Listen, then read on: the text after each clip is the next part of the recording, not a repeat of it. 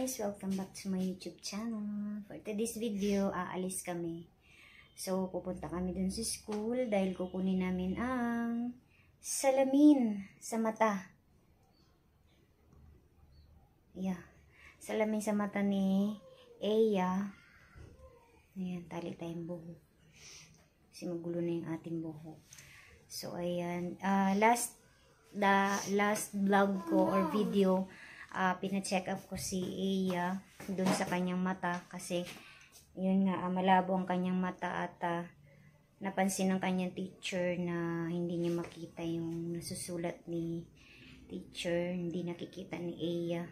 So nilipat siya dun sa unahan, kaya nag-decide yung teacher na ipa-check up si Eya sa mata. So ayun, pina-check up ko siya ng school kasi meron silang sponsor sa salamin. So pupunta kami ngayon ng school dahil dumating na ang kanyang salamin, sponsor by Captain dito sa amin.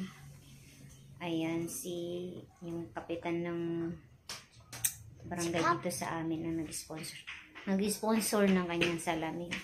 So ayan, kaya pupunta namin ngayon sa school kasi yung day talaga ng salamin niya kahapon pa, December 15. Ayan, so na-move siya ngayon December 16. So kaya ngayon pa lang namin siya kukunin sa school. Ayan, so pupunta muna kami ng school para kunin yung kanyang salamin at para makapagsalamin na siya. So kita-kits tayo mamaya.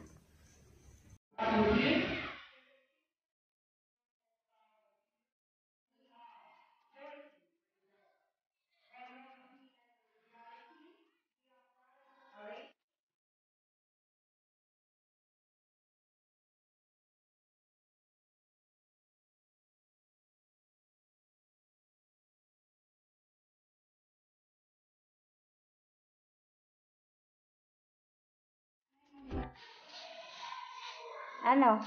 Okay ba? Okay ba mata mo? Pakaramdam? Yuko ka, yuko. Thank you. Manood po kayo.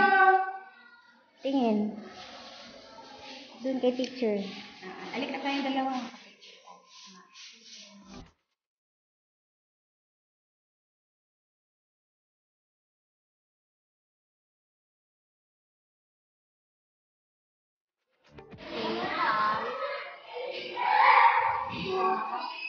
Binabasa niya na yung malayo. Nakikita na daw niya.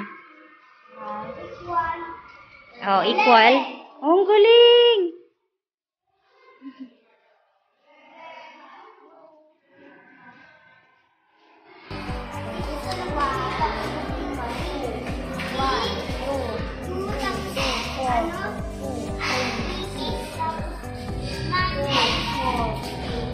Kita mo na lahat? Ay, galing ah. 18. Wow, very good. Hi guys, ayan, dito na kami sa bahay. Kakauwi lang namin. Ay, kakapagod. Ayan, init. Galing kami sa school.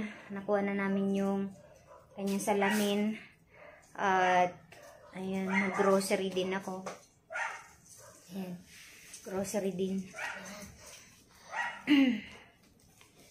And then, ayan, ayos rin sa wakas at meron ng salamin si Eya. Hindi na siya mahirapan sa pagbabasa at pagsusulat, lalo na sa pagtingin sa blackboard. So ayan guys, thank you so much.